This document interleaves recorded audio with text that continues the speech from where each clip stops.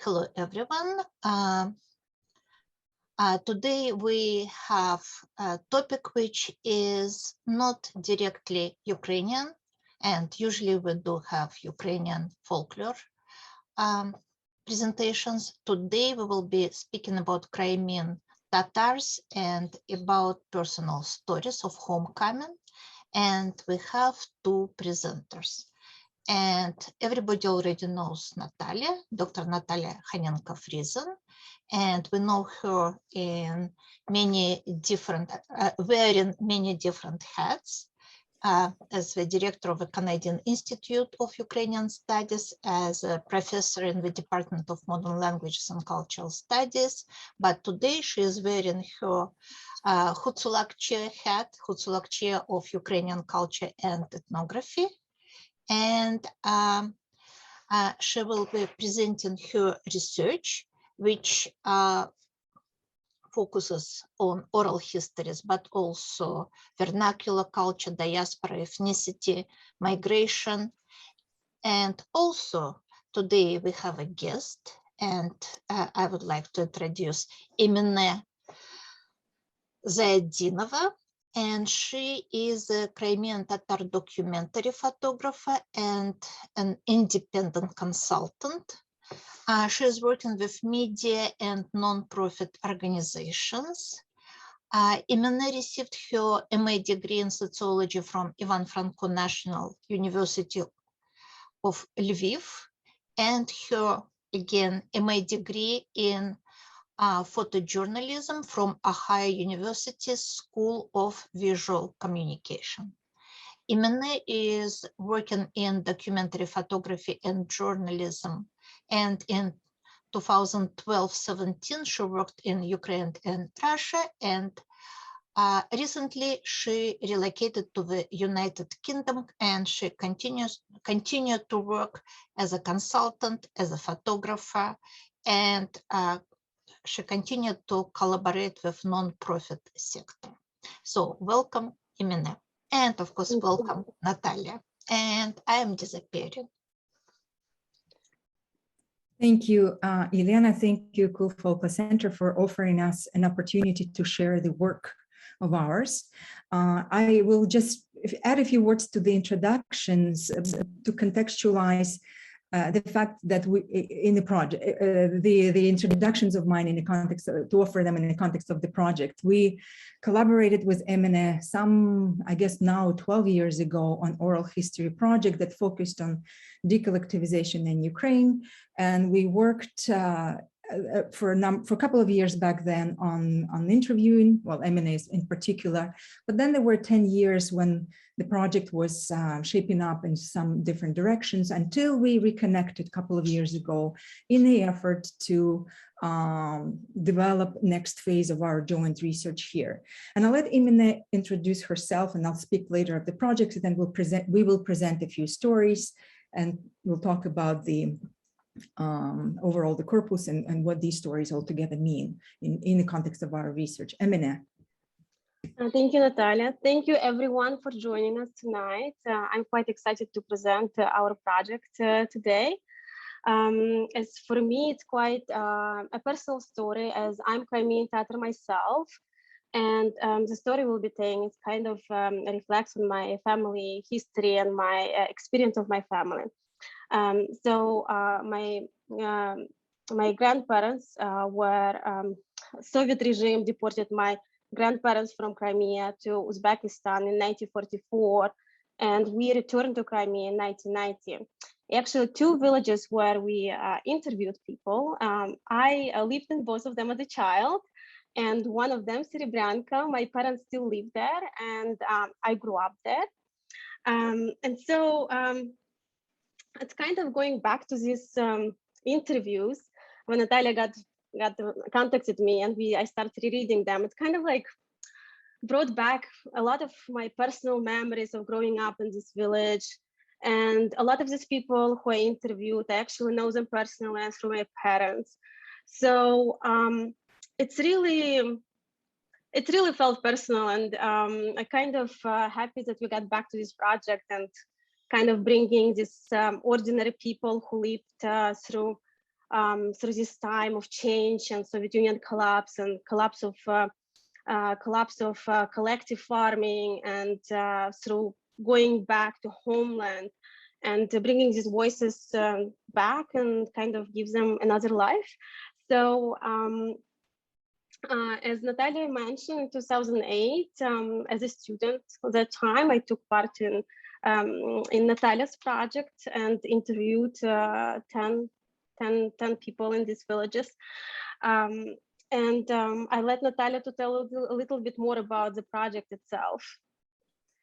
So fast backwards, 10, I guess now 14 years ago, in 2008 and 10, jointly in collaboration with a number of oral historical centers in Ukraine, a number of oral historians in Ukraine, have initiated a project focusing in particular on decollectivization on Ukraine.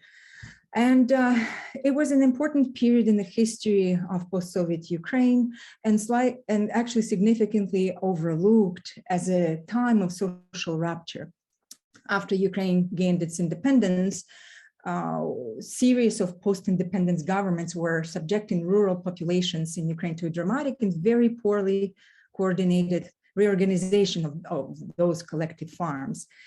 Those reforms lasted for some 10 years and involved denationalizing the agricultural lands, and also importantly, also involved redistributing those resources, productive resources and land, including to individual farmers. Though reforms were to last for 10 years, they've culminated in a particularly harsh period of 4 months when a decree in 1999 demanded of those involved in decollectivization effort to rapidly wrap it up, to finish it all. So on paper, these reforms, in fact, constituted badly needed efforts to transform Ukraine's Soviet agricultural sector into something next. They were, progressive reforms in this context, but in reality, because of the bureaucratic hurdles and how slow and inefficient changes were taking place on the ground, these reforms and these efforts were rather detrimental, resulting in, as we know, in major cataclysms when it comes down to employment, to rural population's ability to sustain themselves, out-migration, all kinds of other social problems that followed up in the early 90s and 2000s were also the outcome of that poorly coordinated reform. So back in those times, in 2008, 2010, as I said, I've invited a number of colleagues in Ukraine to collaborate in the project titled Decollectivization, Rural Perspectives and Experiences. So we did record about 170 interviews, in-depth autobiographical interviews with recently retired collective farmers. We focused on the cohort of people who were born between 1935 and 1951. I can talk later why. But ultimately, we've generated altogether a very interesting and unique, if you wish, generational perspective on the collapse of socialist rule in the countryside, in the country overall, because of the method of oral historical interview, which presupposes a very generous amount of time had to go into the life story interviewing. Our stories in the narratives which we've collected across the country in 11 regions, including Crimea, overall produced not just simply reflections on decollectivization and on that particular socio-cultural rupture which affected people on the ground, but also on their lives overall. And their lives, these individuals came of age in post-World War II period. Many have reflected fondly or deeply and in depth on what they lived through as Soviet citizens, Soviet collective farmers, and of course later they focused on decollectivization. And so we've ultimately, in a way, documented this generational perspective, what it meant to be a collective farmer, in addition to what it was like to be decollectivized. I'll try to start sharing, and that is something I have to allow me to find out the buttons here on my screen, and I'll just start sharing that. And now I'd like to come back to specifically to the collection of interviews that Emine worked on. Emine has mentioned, the project recorded 10 interviews in 2 villages. And importantly, those folks who were interviewed for the project all shared their own unique perspective on collective farming, on decollectivization. But because of the historical experiences being so drastically different from the historical experiences of rural folk on mainland Ukraine, the stories altogether generated a very powerful set of narratives on homecoming, on returning to Crimea from Ural, Uzbekistan, resettling in collective farms, first in the 70s when there was actually government-encouraged verbovka or recruitment took place. Some were able to return then. Many other people have, of course, come back in the late 80s and early 90s. This movement continued and grew. So the people who Emine had interviewed in the two villages, and we will now go back to the stories themselves, were represented by these two return movements. And the resettlement in collective farms after 1989, for the most, was dictated by the Crimean Tatars' limited abilities to find employment in the city. So that was an important dimension. So villages were absorbing the returnees, while urban environs and the politics around that were not.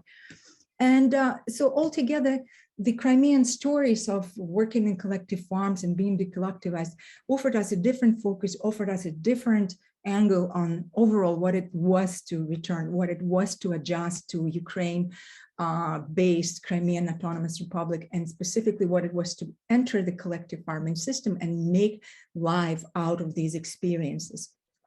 So these are the contexts which I wanted to briefly speak about.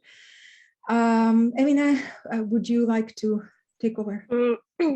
Yeah, I would like to read a quote from Shabbanach Abdurrahman, who worked as a driver in one of the collective farms in Selo Serebranka, in Serebranka village. So, I was born in 1936 in the village called El Buzlem, 20 kilometers from Sudak. I remember the village and its surroundings well, mountains, forests. It was very beautiful. During the war, partisans who fought the Germans and Romanians were hiding there. Our village was small, 90 households. The majority were Crimean Tatars. There were Ukrainians and Russians. Our house is still there. Every year I go to visit. It's painful to see it, since I was born and lived over there for 8.5 years until we were deported. In Soviet times, in 1974, I hired a car to go there for the first time. I knew a woman who lived in our house, Kudryashova Teta Katya. She used to work for my parents. But she said, after you left, other people bought the house. Then we bought it from these people. She was scared that I wanted to take the house back. I explained to her that I simply came to visit, to see it, that I live in Razdolensky district. I have my own house, much better than this one. And I'm not going to claim the house back. She calmed down afterwards. Back in the days, people thought that way. They were scared to let us even close to the house. This is a classic story which are told in Crimean Tatar families after return to Crimea. And I would like to give a little bit of background actually on Crimean Tatar history and the narratives existed around it. And why it was perceived the way this woman perceived. She was scared that someone's coming back. So Crimean Tatars are indigenous Muslim Turkic language speaking ethnic group with estimated population of 250,000 to 300,000 living in Ukraine, primarily in Crimean Peninsula. So there were several kind of big phases in history of Crimean Tatars. Crimean Tatars were ethnic majority in Crimea before 1783, when in the result of Ottoman-Russian wars, the Crimea was annexed for the first time to the Russian Empire. With the Soviet, with the Russian Empire politics as a result of it, as pretty much by the deportation time, which is 1944, Crimean Tatars became ethnic minority in Crimea. And what I forgot to mention is there were also a self-government state called Crimean Hanat before Catherine II annexed. And so in 1944, entire Crimean Tatar population deported by Stalin regime, mostly to Central Asia, some of them to Ural, but most of them moved to Central Asia later. As a hardship for the first years and the lack of food and because of diseases, about probably 30 to 45% of population of Crimean Tatars didn't survive the first years after deportation. And so that continue. So Crimean Tatars lived in deportation places till some of them still live in Central Asia, but till 1989, Crimean Tatars were not allowed to go back to Crimea. And in 1989, there was this movement to return to Crimea, to homeland. And in general, there were like these three major historical events which pretty much defined a place of Crimea in Russian and Soviet narrative and place and role of Crimean Tatars in it, which, as I mentioned, was annexation of Crimea in 1783 by Russian Empire, and deportation of Crimean Tatars in 1944, and a current annexation of Crimea in 2014. And so in this kind of like a general like a Soviet and Russian narrative, pretty much it focuses on Russian Slavic presence in Crimea and de-emphasizes Crimean Tatars' rights and presence and cultural or ethnic presence at all. And additionally to this kind of attempt to kind of erase Crimean Tatar history from Crimea, there was also these narratives of being like labeling Crimean Tatars as traitors, as deportation. All the deportation in 1944 was under was explained by Stalin as Crimean Tatars Crimean Tatars were accused in collaboration with Nazis in Second World War. And so there were all this propagandistic narrative of being about traitors. And as now, since 2014, there is kind of like, it's in a very weird way, it's a very similar narrative, but it's different. So now there is this narrative of being like Muslim extremists and all this political repression going on around it. This is like a one side of narrative, and the second side is more about being kind of exotic other in empirical Russia, and then kind of like celebrating ethnic diversity during Soviet times and playing this role of like we have all these different ethnic groups. And these days it's more like of beneficiaries of Russian like generosity, like passing different kind of type of laws and making road signs in 3 languages in Crimea kind of type. And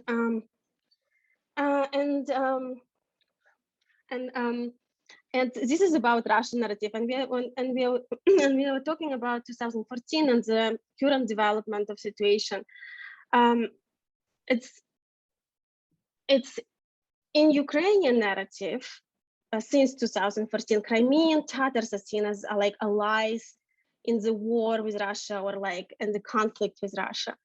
But still, like in historical narratives, there is not only historical, but Crimean Tatars still seen as others. And also there is kind of like, it's really, I think it's like, it's quite difficult for Ukrainian narrative integrate Crimean Tatar history or Crimean Tatar like culture into the general Ukrainian historical narrative when they talk about like Ukrainian history or Ukrainian culture in general. And so in with the background of all this complex narrative and conflicting narrative and like a propagandistic, some of them propagandistic narrative, we kind of think that it's quite important to have like a documentation and such a sources as oral history, and to bring like the voices of real people who live through this, like not 2014 events, but previous 90s and homecoming and return to Crimea to life. And partly that's why we're trying to kind of to include a lot of quotes into this presentation, and I'll be reading quite a lot of them further on in our presentation.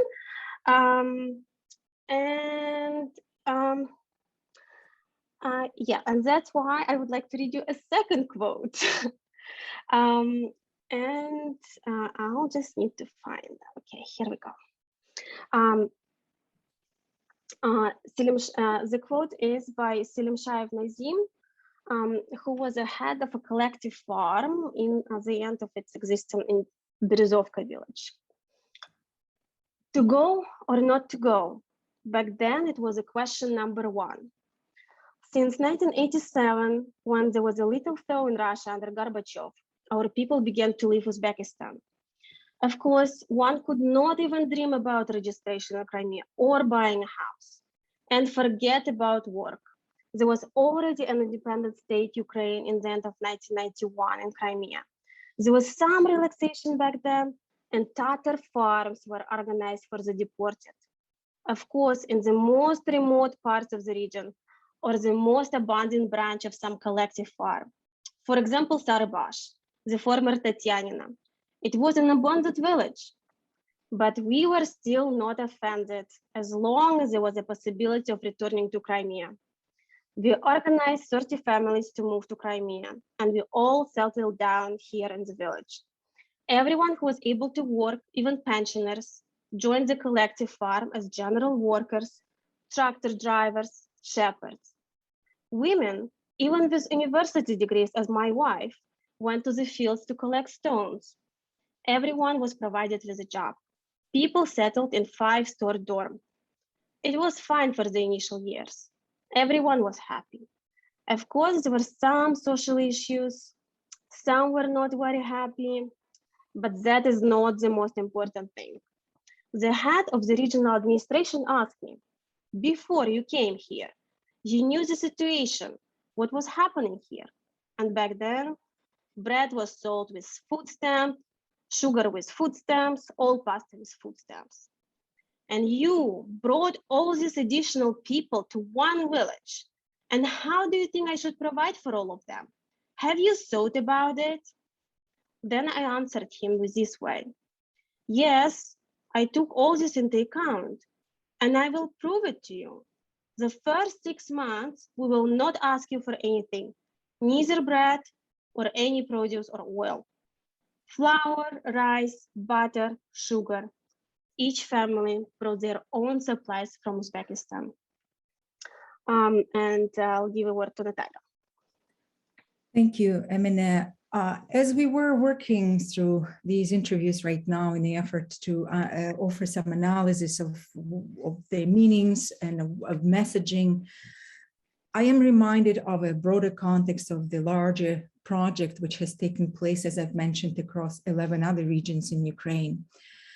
And looking back on 170 interviews, something what I didn't expect myself finding when I turned to analyzing all the interviews was the emphasis all the villages across the entire country were putting on their own ability to overcome whatever circumstances, whatever constraints, limitations they faced in the course of their very extensive lives, living through, 1947, the World War II to start with, 1947, hunger, famine, other drastic reorganizations which span Ukrainian countryside in the 60s with various, with Trudodень, with any other kinds of limitations one can possibly imagine striking them.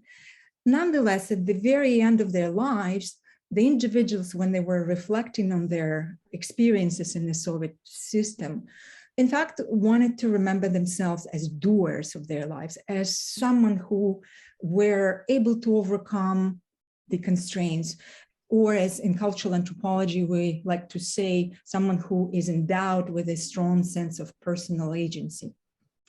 And when we were working with Crimean interviews, once again, as this previous citation Emine has brought us for us to listen to, asserts that no doubt whatsoever that Crimean Tatar stories also convey very powerful sense of agency. Though contrary to the circumstances which dictated the ways individuals in mainland Ukraine were navigating their lives to make the best of it, obviously circumstances of Crimean Tatars were very different.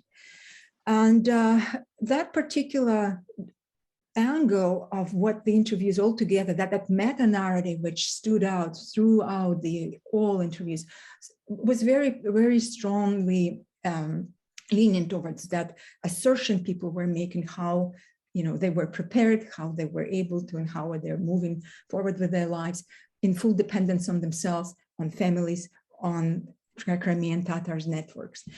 And therefore, because of these external circumstances, and also in the light of that cultural, strong, diasporic, if you wish, cultural imperative to return, and joining the collective farm was understood as a step, as a leg in this journey towards coming back to homeland. So altogether, the relationships on the ground, which are embedded in important power relations with authorities in the villages and whatnot, were dictated by different, drive, by different sense of determination.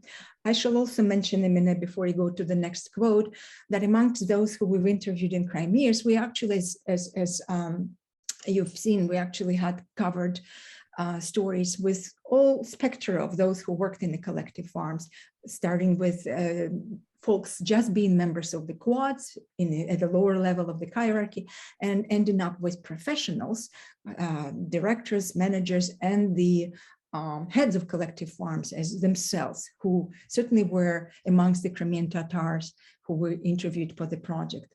Emine. Thank you, Natalia. Another thing which we noticed while analyzing the interviews, that Crimean Tatar interviews projected a quite unique kind of like understanding of work ethics.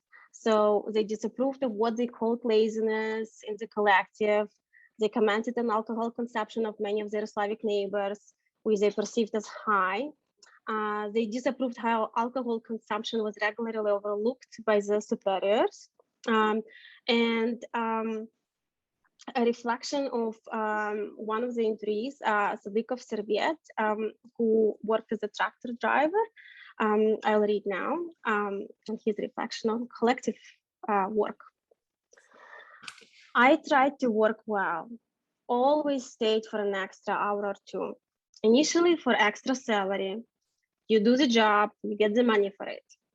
When I joined the unit in the collective farm, then out of the habit from my job in Uzbekistan, I also worked hard. The whole unit would sit there in the middle of the field to take a break, but I would continue to pull out the weeds between corn rows in the field. They smoked and grinned at me.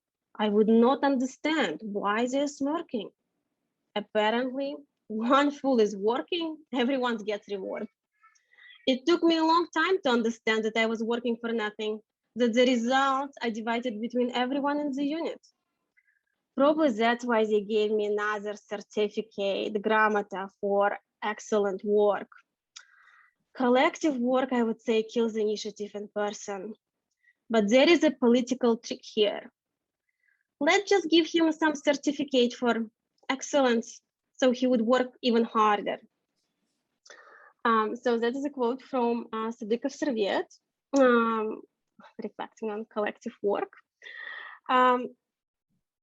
Another thing we noticed while we analyzing interviews is that majority of there were quite, there were not much attachment to the to the collective farm itself, or like self-identification. A lot of the conversation, like in this like interview describing their work in collective farm, like, or collective farm collapse, it was all kind of like was talking from like the kind of like with the attachment to it, as like observing it from aside, which also brings like another thing, which is like pretty much not feeling responsibility for it as well. And here I would like to read you another quote, which is from Ibrahimov Arfan, who was a tractor driver, and he also reflects on the village itself. I arrived here on May 9th, 1989. Life was much easier back then. The collective farm was big and rich. We were paid for work. I worked on a combine. The grain harvest that year was great, a lot of grapes. There were about 12,000 sheep at the farm. The bus went through the village 5 times a day. So one can work till noon, go to Yevpatoria, do shopping, go to the sea, and come back home in the evening. We also had little livestock at home. But then gradually, the collective farm, not only ours, but throughout the region and across the Crimea, began to decline. Who knows why the collapse happened? Who gave this order? They destroyed it quickly. The villains dismantled the equipment. Even though the workers didn't get anything, we got our house from the collective farm. That was a quote from Ibrahimov Arfan. Another quote I would like actually to read, which reflects another thing which we kind of thought quite interesting in an interview, how after returning to Crimea, actually Crimean Tatars like in the villages had to adapt to the life in the village, and how they get the practices from their neighbors, how they kind of start like building a network and like community in the villages as well. And this quote, I think, really reflects on it, but also on other things like ethics and other things. But so it's Alimova Alimia, who was a milkmaid. We moved here and became collective farm workers. I said to my husband that I would also get a job at the farm. It's hard to work there, and you are afraid of cows, he said. Oh dear, I really was afraid of these cows. They all looked the same to me. How do you distinguish between them? I would ask my other milkmaids. They're all different, but it seems to me that they all had exactly the same face. Only over time I got used to them, so I worked there for a while. Galia had never taken milk. We were saying, such an honest woman, she doesn't take anything. Apparently, she poured milk into the rubber hot water bottle and hid it under bottom. So I went to the pharmacy and also bought one. I had just poured the milk into it. And there is a raid during the evening milking. Bergilevich comes in. I didn't know where to hide this hot water bottle, so I threw it under the cow's legs. Of course, they saw it. It was new, not even used once, new hot water bottle. He took it to the lab and pop, he pierced it with a knife. The lab's assistant, such a bitch, said, such a waste. It was a new heating pad. So this is a reflection, this is a quote from Alimova Alimia about her work as a milkmaid. Another thing, of course, in all these interviews were quite different and kind of stand out, of course, because it's different ethnic group and coming from different kind of coming back to Crimea, which was Slavic and Christian, and coming back as a minority, which was not welcomed at the time. There were a lot of conversations, there were a lot of mentions throughout this experience on being an outsider in their own homeland, and also about like identifying other people like others and self-identification. So they were like, and so a lot of it like comes with like comparison or some kind of like a little conflict situation with other population, which like was like kind of daily routine conflict, not like a big ones.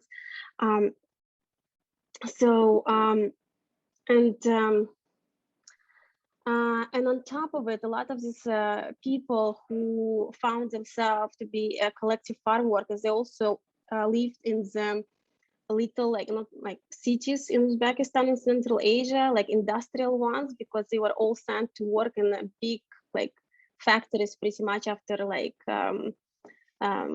it's not a college, it was technicum or like after universities. So a lot of also was like going through the prism of urban, rural, and getting used to rural life.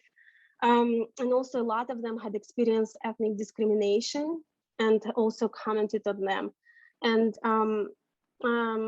I would like to read another quote from Ismailova Khatijeh, and like kind of a story about her describing this like reflects on her self-identification and identification of others. So Shabbanova and I both worked in the kitchen, and we tried to speak Tatar between ourselves. Once in the dining room, I had a big fight with a school nurse. Her husband was a collective farmhand. She told me, Katya, when you speak your language, you pierce my heart with a knife. Don't speak your language in front of me when we're around. I said, why is that? You don't bother me when you speak Ukrainian? No, my dear, that's enough. These times have passed.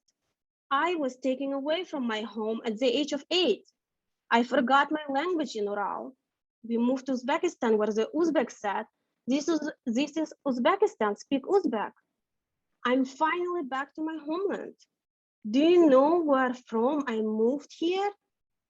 I fell down from the 3rd floor in the apartment building, straight in the mud, and I accepted it. Why should I lose my native language here when this is my homeland? Well, if this is your homeland, where should we go then? I say, please live here, just be a human. Crimean steppes are enough for everyone. I got angry, turned around and left. After that, I became her #1 enemy. She called so many revisions at me. This is a quote from Ismailova Khatijeh, who was also called Katya.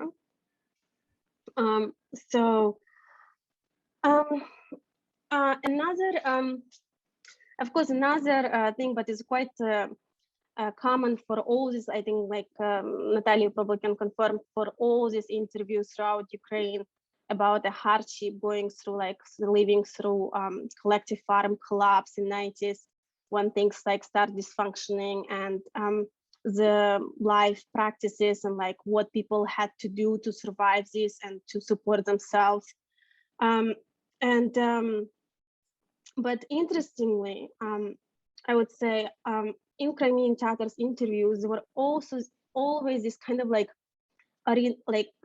orientation to the future, but like the future they saw for their kids or themselves only in the cities, like in urban life.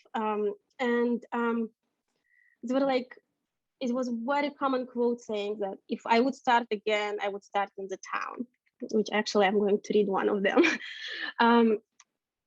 And so another quote from Berglevich Maya, who was a farm manager, who was actually inspecting the previous milkmaid at some point for milk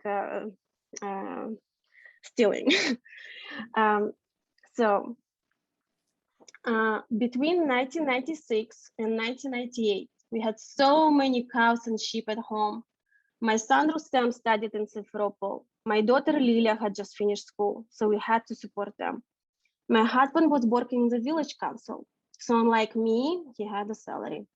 Even though those years, he also had received his salary in rice, grain, and other produce. So we had 4 cows. We made cottage cheese, sour cream, and went to the market to sell. For 7 or 8 years, we went twice a week, on Sundays, as it was a day off. And once a week, I had to ask the farmhand to let me go to the market. He was not very happy. If I would start over again, I would live in the city. You can work and you can rest and have fun. I tell my kids to move to the city. Work in the village never stops. It's exhausting. Along with those kind of orientation to the future and seeing future in urban settings and seeing their kids' life over there. In the same time, like in all these interviews, even though like in general, like on top narrative, like a collective narrative, people didn't support collective farm systems. They were kind of pro-European in their values and kind of didn't approve Soviet Union. But at the same time, on very personal level or like on their like personal memories, there was like still like a lot of nostalgia for like their kind of youth time and like a village in the past, I would say. So I'll read a very short one quote here, also from Ismailova Khatijia, but actually several interviews had very similar stories about lighting in the villages. And I'll get back to it. So the quote: "Back then, it was fun to live here. There were street lights everywhere, not like now. If you walk through the village in the evening, it's dark. There is no single bulb working. Back in the days, there were 2 or 3 lights even on our street, not to mention near the center. Almost like a little town. And there is nothing now." Why did I mention it? We actually discussed quite a lot about nostalgia feelings in Natalia in terms of current developments in Crimea, as I actually go at least every year to visit my parents, and so just like a lot of these interviews like mention like, oh, the cultural life and like during this year Soviet times, like it was more fun, the lights on the streets, the little center in the villages, which was like quite nicely, and something was new. The roads, of course, and the roads got really bad since 90s. And every year I come, I see something new in my village. Since 2014, the first thing which appeared in my village, in my street, it was light bulbs, actually. And when light bulbs appear and everyone was complaining about it was not there before, it kind of comes like that. It's like you come back home and people, you know what changed in the village? Oh, you know, we have light bulbs now. And then the little children, like a little children playground appeared in the middle of the village. And then like next time I came, I was like, oh, there is a little new like playground. So it's like the center is developing and it's coming together. So what I'm trying to say, this is like actually like feeling of nostalgia and like what in the back of the days like played quite a huge role into the current developments and current narrative building in Crimea these days. So that's why we decided to include this nostalgia moment. And of course, what was very interesting as well in this Crimean Tatars interviews, it's a role of network, like with an ethnic group, but not only that, but also how it was not localized in one place like village. It was more like spread out through the countries and spread out through like towns in Crimea as well, where they had relatives. It was quite a distinct pattern for people also coming back to Crimea when they moved. The first, like an uncle moved or one relative moved or another, like, I don't know, some friend of the friend moved, and then they kind of went one after another.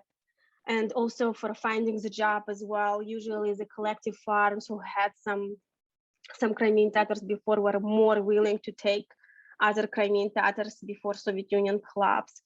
And actually, what is unique about these villages, both of these villages were recipients of Crimean Tatars who came back by Verbovka in 70s, and they were only like around, I don't remember exact number, but it was like 30, 40 families a year, and was only for a couple of years at the program. I might be mistaken, but it's about the same numbers. And so like actually northern Crimea was quite a lot of people who moved before Soviet Union collapse, actually before 1991, were like kind of like moving through this network in that area. And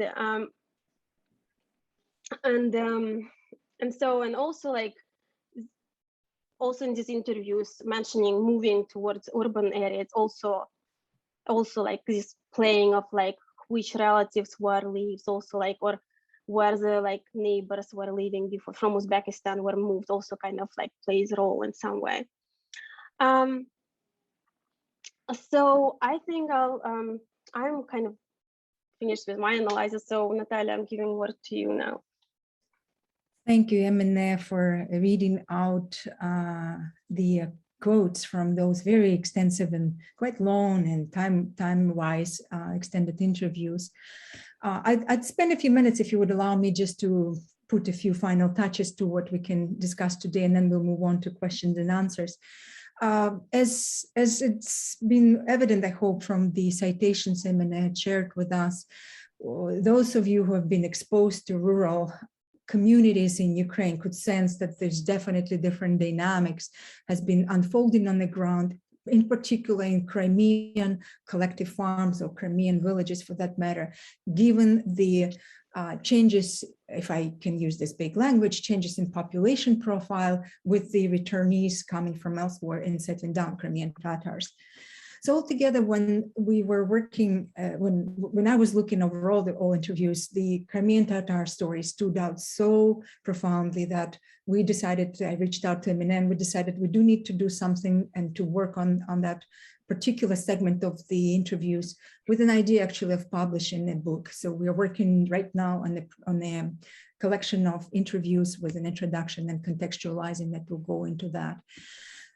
So in the context of overall projects, moving from Uzbekistan to Crimea, the homecoming itself not only became a significant chapter in people's lives and personal life stories, but it framed all other life experiences and also life stories. There's an overarching dimension to particularly Crimean Tatar interviews. And thus Crimean Tatar narrators positioned the experience in the collective farm as a necessary leg in the journey towards back homeland. Interviewers discussed how in order to overcome challenges associated with resettlement, how they've adapted to the life in collective farms. We've heard those, brief references to those. But importantly, the relationships with their Slavic neighbors were solid, were evolved, were developed, and they were neighborly relationships. So there's definitely lots of evidence in the interview to that. Emine has mentioned that the networks were broad and wide and definitely deterritorialized, if I go for that big fancy academic work to offer the support to families who are otherwise were in villages. And as mentioned myself, we've observed a very strong sense of drive, sense of determinations, or sense of agency standing out in all of those interviews. And in conclusion, what I wanted to remind us that these interviews were recorded in 2008, 2009, and that is long before 2014, when the Crimea had been annexed or occupied by the Russian Federation. And Emine has been pointing out already to certain changes which have been happening on the ground. And of course, there's so many. And given the fact that Crimean Tatars as a nation have been placed in such different contexts over the history of life of that generation, first Crimea, then exile, forceful and painful, and human loss was, half of the nation's been lost, then settlement in Ural, then in Uzbekistan, then back to Ukraine's Crimea. And now in 2014, we probably can talk about, and rightly so, about the next phase in this continuous displacement. Not all Crimean Tatars have been physically displaced from their villages after the annexation of Crimea, but certainly historical narratives, historical memories, relationships with neighbors, and now with the overarching, nations, which new nation, well, in a Russian state, which is, of course, is changing Crimea in so many ways. So these are definitely there's definitely here a new leg in this journey towards homeland. What it is going to be like, I don't know. Emine is closely connected with communities, and I'm happy to be working with them and to know a little bit more about that. So what I'd like to say that those interviews we've recorded in the times prior to these major ruptures in Ukrainian history, in fact, have documented and offered us, and would offer any other researchers, but for that matter, a great insight into all these questions we've touched upon today. And I mean, if you'd like to add something, I think they will help possibly to understand for those researchers who will be working with Crimean Tatars and interviewing them later, maybe this year, maybe in 5-10 years, that memories may have been shaped differently by circumstances of 15 years ago versus how they might be shaping up in the new context of the peninsula. Well, thank you very much. We are very much ready for a conversation with you.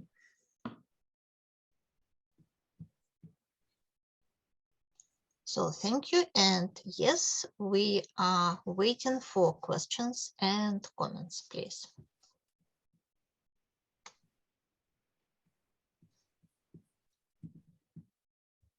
So while everybody is thinking about the presentation, I don't have questions, but and not even comments, but I just wanted to mention that photographs are really beautiful.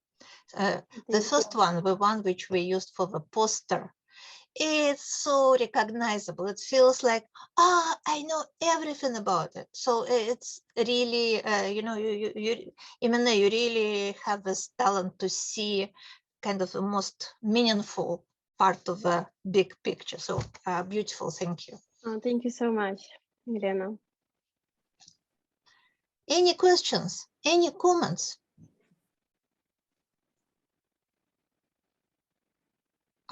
We have Yulia. Yulia, yeah. Hi, hello. I have a question. I have a privilege to know Emine and have known her actually when she was conducting this interviews in Ukraine.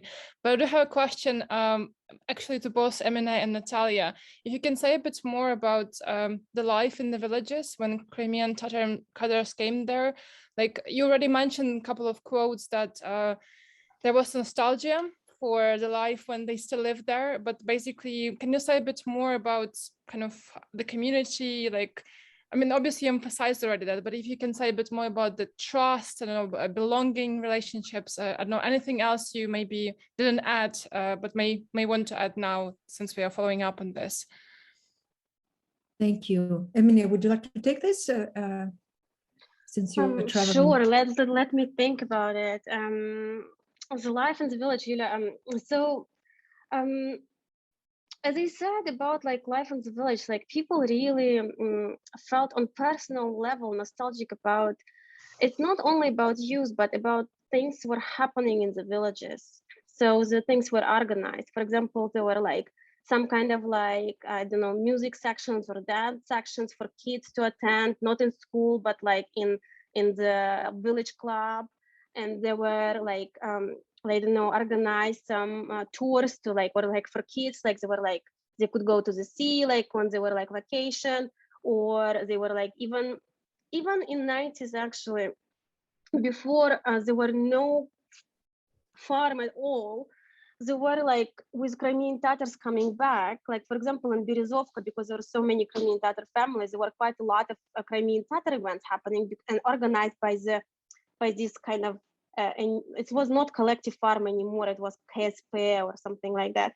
They were still doing like bringing some Crimean Tatar artists to the village. They were doing some dancing. They did like Kurban Bayram or Arza Bayram, which is like 2 Muslim holidays. They did like gatherings in the village together. So it's like there were organizational element to the life in the village. When these farms disappeared, pretty much any kind of organization in the village also disappeared. So it's not just about like money, it's like, or like financial stability, but it's also about nothing is organized anymore. Everyone by themselves, but it's also, I think, connection, like network file. So like if in the family is the relationship state, and like if you talk about ethnic relations, like people still go to see each other, like Crimean Tatars, for example, for holidays. But relationship in the village, they also disappeared because there is no organization. There is no need to go to work and meet these people, to talk to them, to know about their life. Like, for example, I can give you example. Like I went home recently, and actually a very close friend of mine, she's still a very close friend of mine, Roxana. Her father died previously in the village, and he was buried, and my parents didn't know about it. It just tells about, and it used to be when I was growing up that everyone knew everyone's like what's going on in everyone's life. So that's definitely changed, and I think people really kind of miss about it. Of course, infrastructural things are very, how do you say, it's not about organizations. Infrastructural things are a little bit different, because this is like very visible things, and this is things like make people talk about things. It's like more how do you make people who don't like you, like the regime or like a state, to talk positively about you, to put the little bulbs on the street, so they would not have a choice to talk about it, because this is a change. That's I hope I responded to your question in some way. I can add from slightly different angle altogether. We have worked with individuals who were at the end of their professional lives, if we can call collective farming a professional life. In some cases we can. And if you are familiar enough with psychology of how, and oral history research altogether, not you specifically, Yulia, but all of us, we understand that those who are to reminisce in the end of their lives are given an opportunity to either, come across as people who have effectively led their lives and who had happy lives, or someone who had been bitter and who had been suffering. So these are the choices usually we face when narrating about ourselves, especially in that phase. And overwhelmingly, all respondents for the project, be they in Crimea or elsewhere, chose to speak of themselves as successful human beings, not successful farmers, not successful people, not successful Soviet citizenship, but successful individuals. And then, of course, then we enter as analysts and interpreters and cultural historians and wherever we are, and we are putting that in a perspective. And of course, we right away bridge this with the fact that these individuals, of course, are lived through the Soviet period of time. Are they nostalgic for the Soviet Union? Are they nostalgic for the relatively stable life that Soviet collective farming offered them in the 70s and the 80s? Or they are actually more nostalgic for their own use, for their own accomplishments in that system, and so on and so forth. So this is, to me, is a crucial distinction we should be making when we are talking about these reminiscences. They're very easy to misinterpret or sort of adopt towards political goals.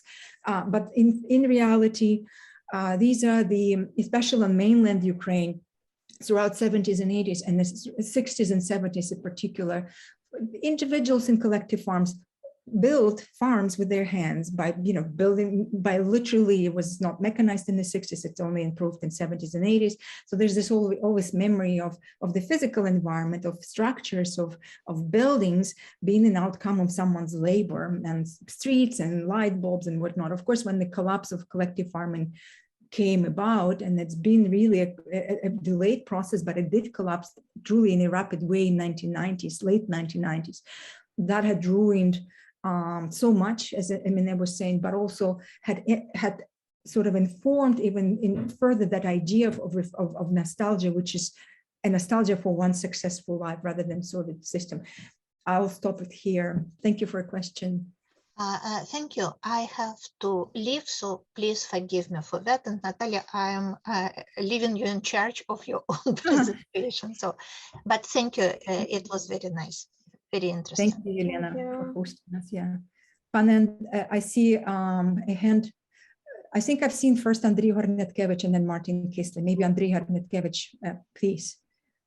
Thank you very much for a very interesting presentation. Have you done any interviews with some of the people who had been deported in 1944 and who had returned to Crimea? And what was their reaction to their return to their original homeland? Thank you. Emine, this is for you. Yeah, Natalia, if I'm wrong, please correct me. I think 3 respondents were born in Crimea and deported from Crimea. So one of them, which is the first quote I read, he actually has quite a lot of memories about the village in Crimea, which is called Elbuzlı, before deportation, and about war and about deportation itself. But only one of them has very good memories. Other one have is Hatice as well, had quite good memories of deportation itself and life in Ural. Yeah. And one of them was born they were toddlers or babies where they were deported. But the thing is, generally, the people who they do remember that they didn't understand what was happening, what deportation was, because their parents or older people would not talk in front of them about it. And so, for example, one of them is remembering how he was writing letters to the party, to Moscow, asking them to allow them to return to Crimea, and he would not understand, and how he would not understand why they living in Soviet Union, the most humane country in the world, and why he needs to write to the Communist Party to return to Crimea, why he couldn't just go back. And so I think all this understanding of the deportation process itself came with national movement in 60s, which actually resulted that there were Verbovka in 1970, when some people returned in 1974. And so, of course, actually, 1, 2, 3, those people who were deported, they were, those 2 people we deported, we interviewed, they returned in 1974, and they were, they have much stronger sense of ethnic identity, and than the generation in between who were born who were born in 50s and 60s, actually. Yeah, thank you. Thank you. Martin, you are next. Thank you. Oh, thank you. I really appreciate your presentation. I'm really looking forward to see publication that you are, as I understand, you are going to publish here. If I can help you somehow, feel free to ask, because my research is focused on the so-called early returners, those who returned in 60s, 70s, and late 80s. But as I can see, the narratives of homecoming are they're mostly the same, and the patterns of talking about return are the same for 90s as for 60s. I will make just a few comments. The Verbovka practice, the Arknabor, it was 3,000 Crimean Tatars who returned by Verbovka, and at the same time 7,000 Crimean Tatars returned all by himself under the ban. They were not allowed by, the number of them were bigger, the number of those who returned by Verbovka. So totally 10,000 returned in 60s, 70s. And yes, they returned to the northern part of Crimea, to the steppe region. And even those who returned by Verbovka, their education were not accepted, their skills were not accepted, working experience not accepted. And Adri already asked about the first generation. So my question will be about the second generation, or the so-called in-between generation, and maybe even about the third generation born in exile.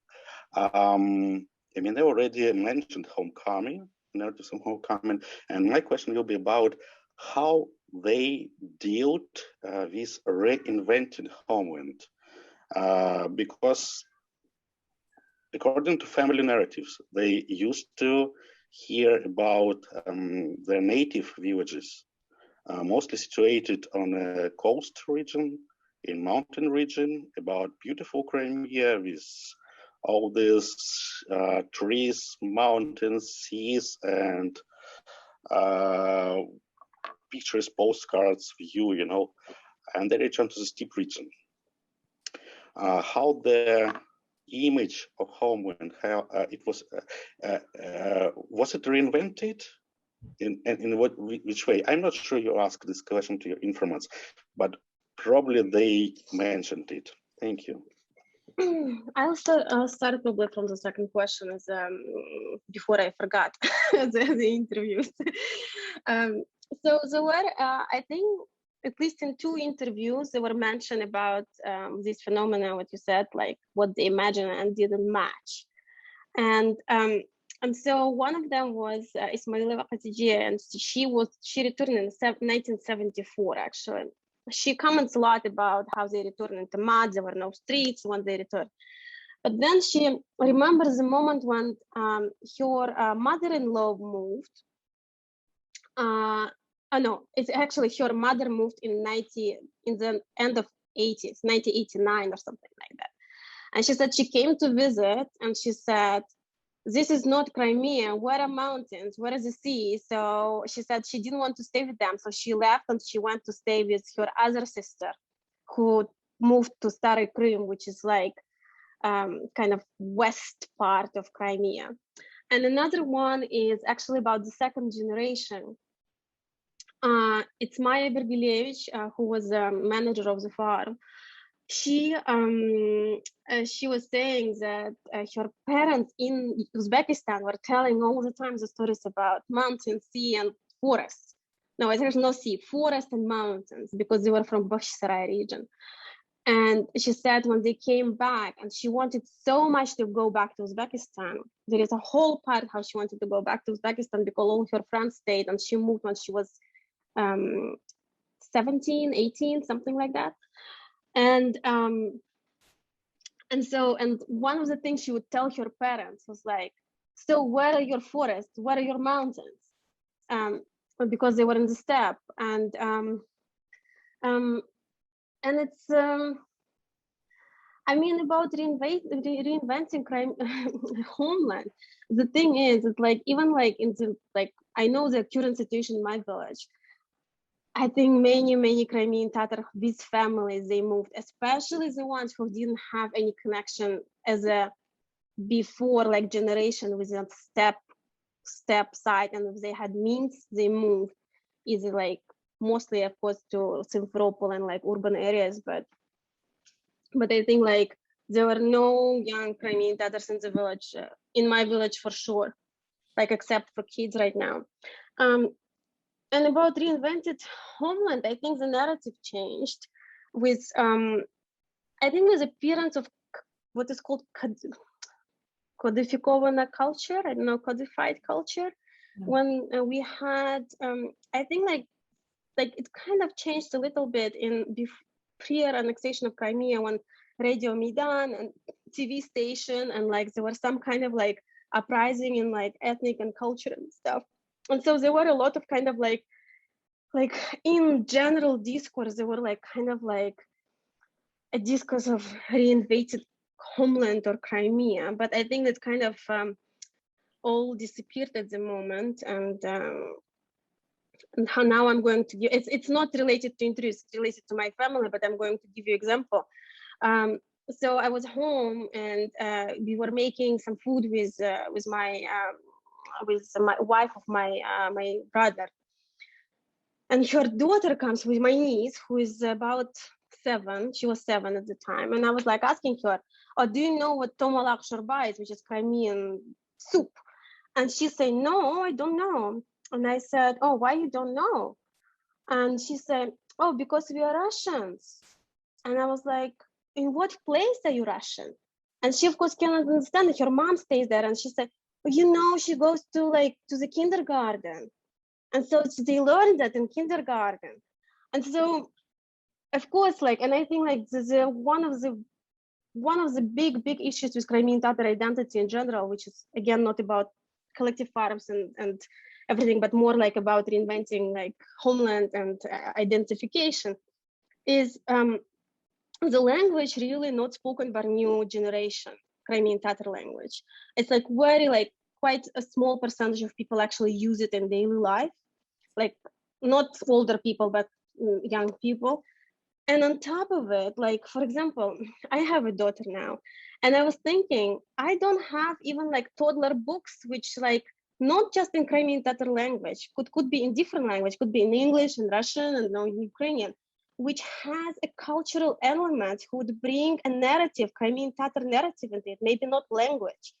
So this is like, and there is no place in Crimea under Russian rule to develop all of that thing. I mean, even though there are some positive changes, of course, there is some positive changes in Kiev and blah, blah. That is about homeland and about Verbovka. Thank you so much for telling the numbers. In interviews, there were several mentions actually about people moving themselves as well. And they said, one of the interviews mentioned the family moving at the neighbor house and how they were, a police came and they took them out.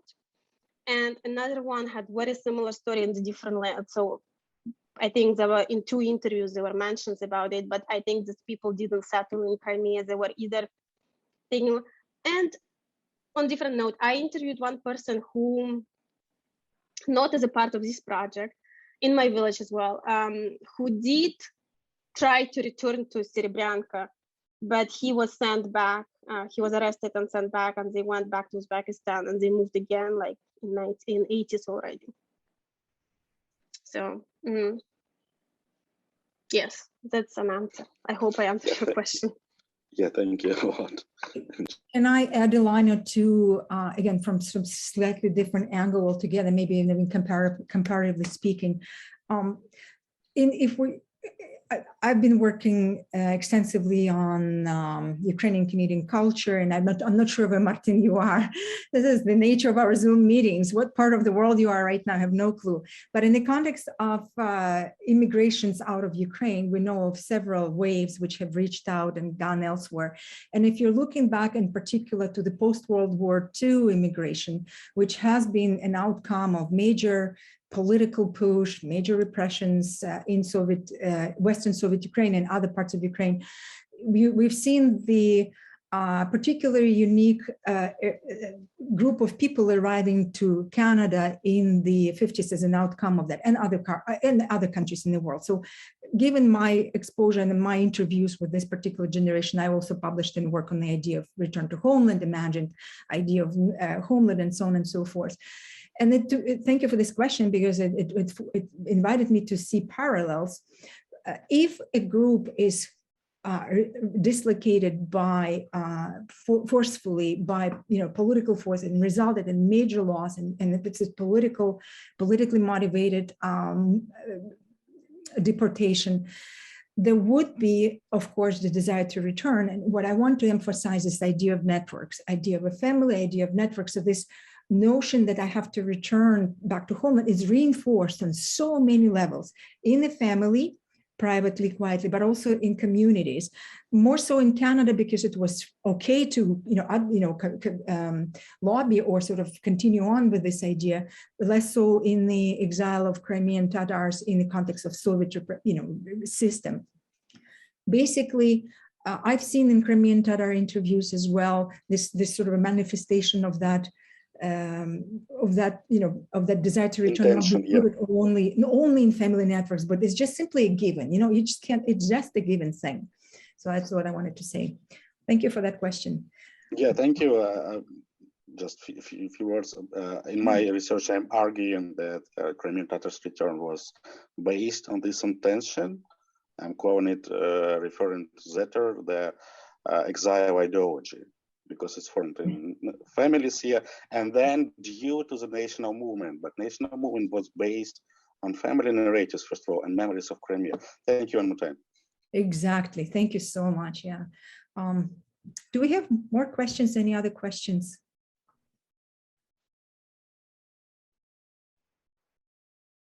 If we don't, any last words from you and I and Emine to our wonderful audience before we part?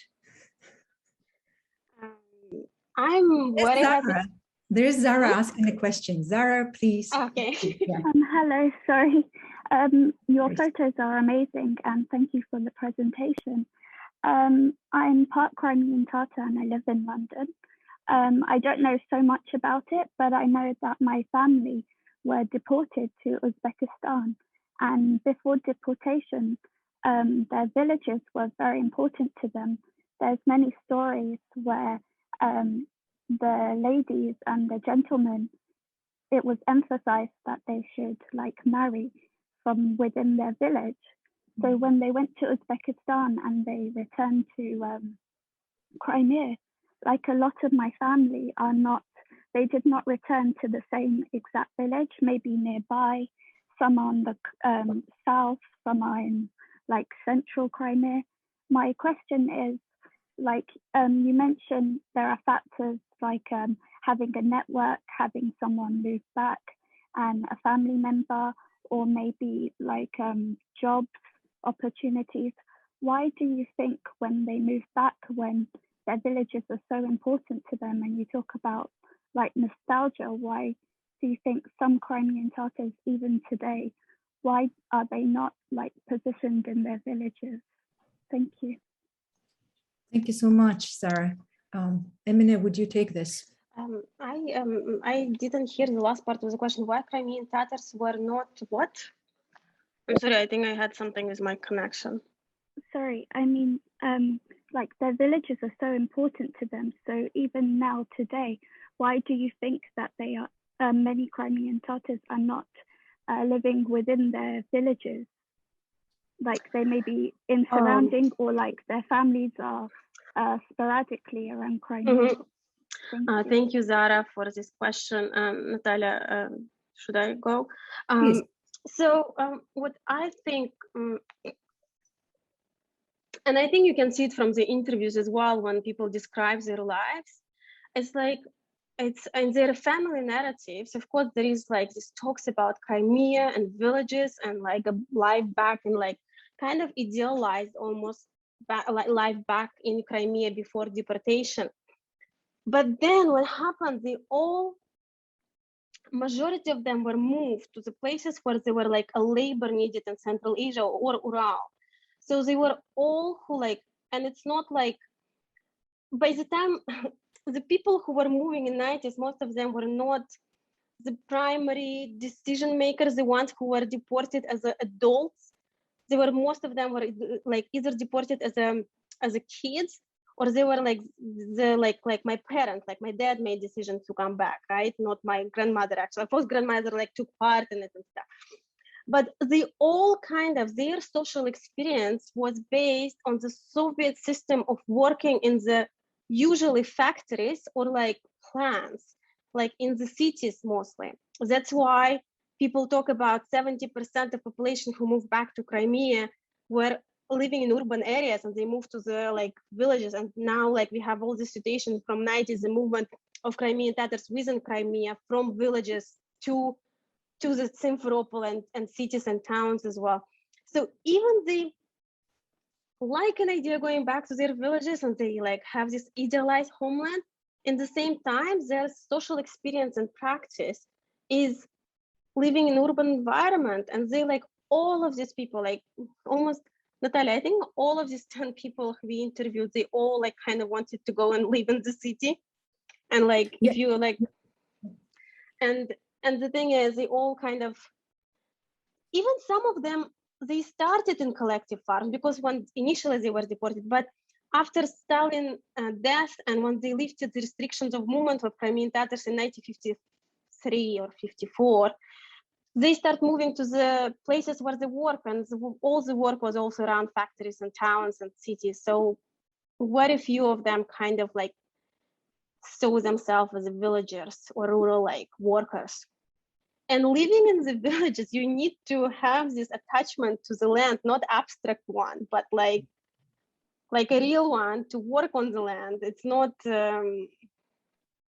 it's very different skill set, I would say. Natalia, maybe you can add something else to that. Absolutely. And Zara, speaking of returning to the villages or not, it's not often it was possible for the Crimean Tatars to return to their own villages, as our interviewees discussed, and Emine has hinted at that. Therefore, that link between your own land and your own family memories, and it was not sustained if you are to join a different village where you are still an outsider. Plus, Emine has mentioned the urbanization and the need to adjust to a local culture. It was best executed in the cities where it would be simply by numbers, more folks, more people, more networking. So there are a host of factors. Thank you. Thank you so much for your questions, Zara. That was good to hear from you. Thank you. Yeah. Any other questions? And if we don't have questions, we wanted to thank you for sticking around and coming to this presentation. It is a cool folklore lunch, and I'm very happy that we were given an opportunity to share stories of Crimean Tatars, Ukrainian indigenous people as we understand this nation to be. So we are working on our collection of interviews on the book, and we'll be happy to share the progress with you as we go forward. Emine. Yeah, thank you so much for joining, and yeah, I'm looking forward to work on this book, and hopefully it will come together soon, and we'll be happy to share the results. Yeah, thank you so much for everyone for joining today.